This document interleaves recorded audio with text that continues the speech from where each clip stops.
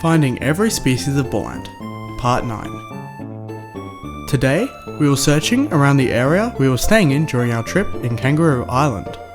This spot was characterized by its coastal environment.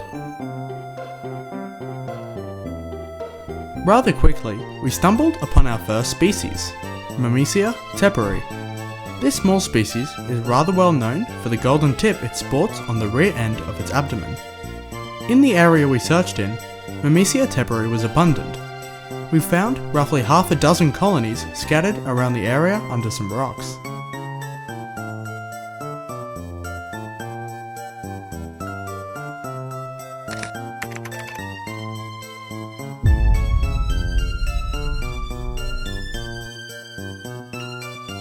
Later in the day, we spotted some fur seals along the rocky shoreline.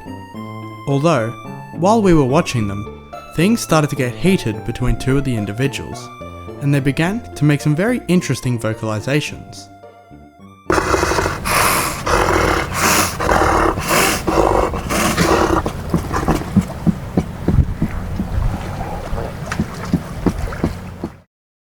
As night approached and the day's light began to fade, we found one more species that is possibly undescribed, the Myrmecia cf. fuscipes.